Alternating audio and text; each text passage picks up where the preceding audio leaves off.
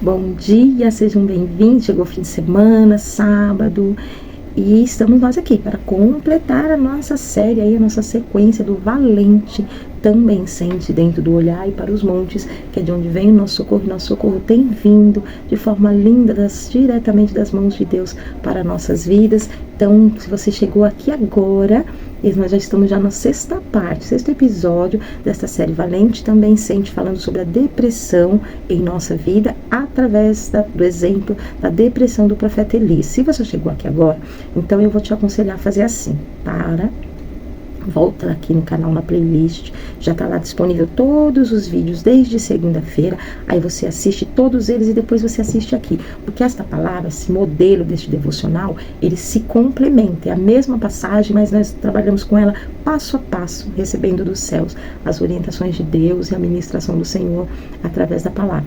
Então, para você não se perder, não pegar só um pedacinho, pega ela completinha, vem lá desde segunda-feira, nós te aguardamos aqui, ok? Enquanto isso, nós aqui vamos buscar nos céus mais uma vez a palavra da direção de Deus em nossas vidas, dentro a orientação do Senhor para nossas vidas, através da oração. Amém?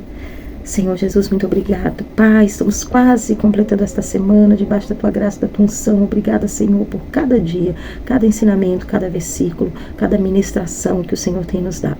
Te peço, Jesus querido, que hoje não seja diferente, seja o Senhor a ministrar aos nossos corações, a falar conosco dentro desta palavra. Continua guardando, trabalhando, Senhor, meu Deus, esta palavra na vida daqueles que estão ouvindo, recebendo, Senhor, assistindo esse vídeo e te recebendo em sua casa. Que este anjo, Senhor, que tocou o profeta Elias, toque também meu irmão, toque a minha irmã, o alcance, Senhor, leve o alimento, o fortaleça, o coloque de pé e possa completar a Tua palavra, a Tua obra na vida de cada um dos Teus filhos, através deste canal, Pai, em nome de Jesus. Amém. Deus abençoe grandemente sua vida. Vamos ao versículo 10. Bem, sábado, versículo 10. E diz assim a palavra do Senhor.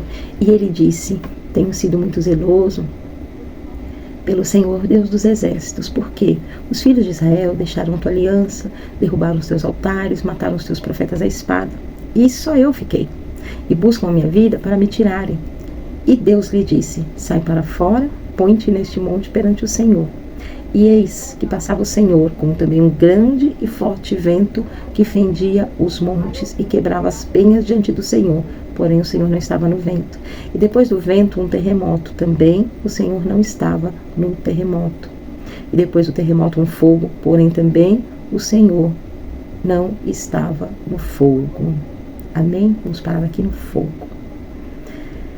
Nós vimos no episódio de ontem, paramos com o Senhor perguntando: que fazes aqui, Elias? E às vezes nós podemos pensar assim: poxa, mas Deus conhece tudo, Deus sabe de tudo. Por que Deus perguntou o que ele fazia ali? Além da questão de que nós externarmos, faz um processo como uma limpeza, né, irmãos? Às vezes a gente está assim, com o peito cheio, às vezes a gente está se sentindo sufocado, sabe, entalado com um monte de coisa que assim, sabe, às vezes tanta coisa até que a gente vai engolindo na vida, no dia a dia, sem pôr para fora, que tem momento que sim, a gente precisa. Então esse processo de pôr para fora, falar, despejar, vamos ser literais, despejar tudo para fora, é bênção, é libertador, é renovador, sabe, você vai sentir aquele alívio na sua alma. Mas tem um outro lado, que você falando, você também se ouve, né? Porque o som, ele sai aqui e ele tem duas direções que não tem para onde você escapar. Quando você põe para fora, você se ouve dizendo. E aqui nós ouvimos o profeta dizer assim: o único profeta que sobrei, te adorando, te buscando, fazendo a tua obra. Eu não vi mais ninguém te adorando. Eu só vi, quando eu olhei para os lados, eu estava sozinho eu não ia conseguir, porque todo mundo saiu correndo, uns quebraram sua aliança para de te servir, outros ficaram com medo, se amedrontaram e se esconderam, sabe? Mas ele dizendo para Deus que ele estava sozinho, que não tinha ninguém ao seu lado para fazer mais nada, que ele estava ali sozinho, sobrou ninguém, estava aqui sozinho, Deus. Então eu tive medo e me escondi, porque os outros que não foram mortos fugiram, e eu tive medo e me escondi. Sou zeloso. Mas era verdade, irmãos. Nós vamos ver lá na frente que não era verdade. mas era assim que ele profeta enxergava. Então o que o Senhor ele nos mostra aqui, primeiro, para quem está de fora da situação, não fique tentando entender os motivos do seu irmão, porque às vezes aquele motivo só faz sentido para ele. E tem momento que para ajudar, para entender, tentar entender, ou chegar próximo ao entendimento, você precisa usar a sua empatia de se colocar no lugar do outro. Irmão, eu e você sabemos que não era verdade. Tinham outros profetas ainda que se mantiveram fiel a Deus. Tinham outros profetas ali ainda buscando ao Senhor. Tinha como depois lá na frente o Senhor vai explicar para ele, homens que não se renderam, não beijaram a Baal, não dobraram seu joelho diante de Baal. Mas o que importa aqui é como ele se sentia. Nós precisamos às vezes ter a empatia de ouvir apenas. Você vê se Deus rebate aqui logo de cara com Elias? Não. Se eu te digo, fala, eu quero te ouvir. Então primeiro eu preciso ouvir como é dentro de você. Qual é o seu entendimento? Então se você chega a alguém que está passando por um processo, você quer ser um ombro, você quer ser ajuda, você quer conversar com essa pessoa, ouça, sem julgamento, sem apontamento de dedo, sabe? Ouça primeiro, tente entender como ela vê a situação. Porque tudo bem que a situação aqui para fora seja completamente oposta do que ela está dizendo, mas o que importa aqui é como está dentro dela, como esta pessoa entende essa situação. Elias se sentia, aqui você vai conseguir entender por que lá na frente ele falou, não sou diferente de ninguém, que diferença que vai fazer se eu estou vivo, se eu estou morto? Vou sentar aqui e vou esperar para morrer, me tira logo daqui, porque ele se via sozinho, ele sequer sabia que existiam outros ali junto com ele, ainda naquela mesma luta. Você entende a diferença que faz do que está aqui, o porão da mente, fechado lá dentro, com a portinha trancada por dentro. Não dava para ele ver, não tinha janelinha para ele ver, que tinham outros irmãos ali ao lado dele, para ele buscar esse refúgio, essa ajuda, segurar na mão deles e caminhar junto.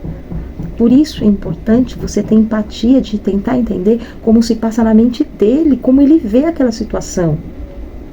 Essa resposta aqui do profeta Elias é como ele via.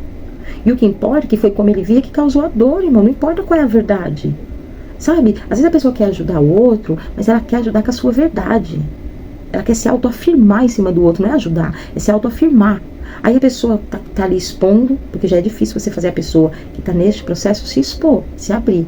Quando você consegue, você vê que aqui deu trabalho até para Deus. Teve um processo que o Senhor fez nessa vida. De mostrar que eu estou presente, de que eu estou junto, não te abandonei, um toque suave, o pai está aqui, trouxe aqui um alimento, come, caminha um pouquinho.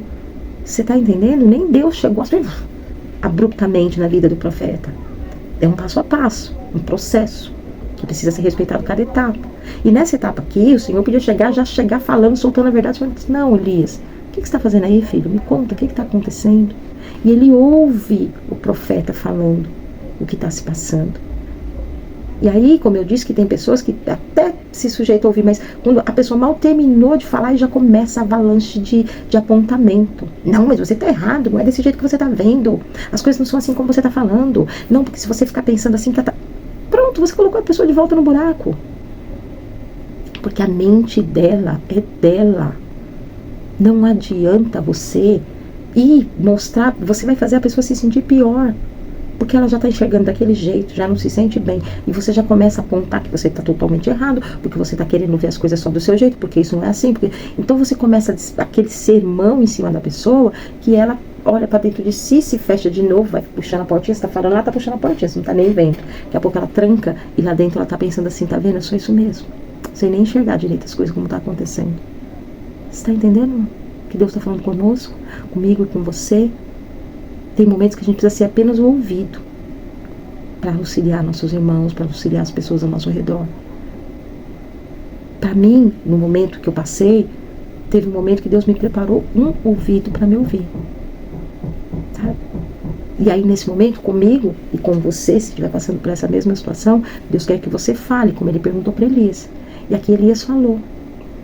E quando Elias fala, aí nós vamos ver que o Senhor passa, né? E passava o Senhor com um grande vento, e Deus não estava no grande vento, que não precisa aqueles rompantes, sabe, fazer aquele monte de coisa, nem sempre é assim que acontece. Às vezes a gente fica esperando um grande milagre, uma grande manifestação, um raio cair do céu, e não estava o Senhor naquilo. sabe? Depois vem um vento que estava quebrando, fendia. Pensa num vento, a força de um vento para fender as penhas, as fendas do penhasco, ali de dentro da caverna que ele estava. Mas o Senhor também não estava ali, sabe? Aí vem terceiro um terremoto, e Deus também não estava no terremoto. Olha que coisa. Mas, bispo, você falou que Deus estava o tempo inteiro com ele?